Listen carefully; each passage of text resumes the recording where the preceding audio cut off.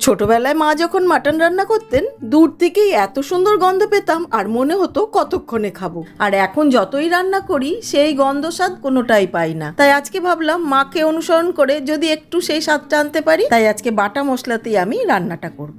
এখানে নিয়েছি একটা কাঁচা লঙ্কা, টমেটো আর অল্প একটু পেঁয়াজ কুচো। এগুলো একটা মিক্সার জারের মধ্যে নিয়ে তার মধ্যে প্রায় 2 চামচ মতন টক দই নিয়ে একটা ফাইন পেস্ট বানিয়ে নিয়েছি। এদিকে প্রেসার কুকারে সর্ষের তেল গরম করে তাতে 1/2 চামচ ঘি দিয়ে দিলাম তেজপাতা, দারচিনি, বড় ইলাইচি, ছোট ইলাইচি। তার সাথে দিয়ে দিচ্ছি কুচো করে রাখা পেঁয়াজটাকে লাল করে ভেজে নিয়েছি। এবার দিয়ে দিচ্ছি অল্প একটু চিনি, এতে করে রংটা খুব ভালো হবে। তার সাথে দিয়ে দিলাম আদা রসুনের পেস্ট, দিয়ে খুব ভালো করে ভেজে নিচ্ছি। এদিকে নিয়ে নিয়েছি মাটন, খুব ভালো করে ধুয়ে জল ঝরিয়ে রেখেছি, সেইটা এবার দিয়ে দিচ্ছি। মাটনটা দিয়ে প্রায় 5-7 মিনিট ভেজে নিচ্ছি, এতে করে না স্বাদটা খুব ভালো হয়। এইবার দিয়ে দিচ্ছি প্রয়োজন মতন লবণ, হলুদ, কাশ্মীরি রেড চিলি পাউডার দিয়ে আবারও খানিকক্ষণ ভেজে নিচ্ছি।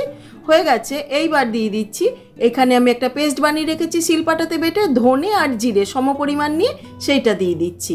তারপরে আবারও খানিকক্ষণ ভেজে নিচ্ছি। হয়ে এসছে। এইবার দিয়ে দিচ্ছি আগের থেকে তৈরি করে রাখা পেস্টটা, সেইটা দিয়ে এবার খুব ভালো করে নেড়ে নেড়ে কষিয়ে নেব যতক্ষণ পর্যন্ত তেল না ছেড়ে আসে।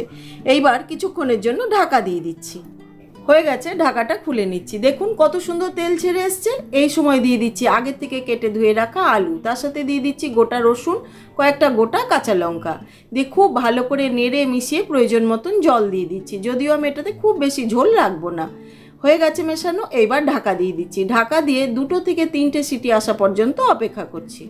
3টে সিটি আসার পর নিজে নিজে ঠান্ডা হতে দিয়েছিলাম প্রেসার কুকারটা। হয়ে গেছে। ঢাকাটা খুলে ওপর থেকে দিয়ে দিলাম গরম মশলা পাউডার। এটা সম্পূর্ণই ঘরোয়াভাবে আমি নিজে বানিয়েছি, সেইটা দিয়ে খুব ভালো করে নেড়ে মিশিয়ে নিলেই রেডি। এবার একটি সার্ভিং বলে সার্ভ করে দিচ্ছি।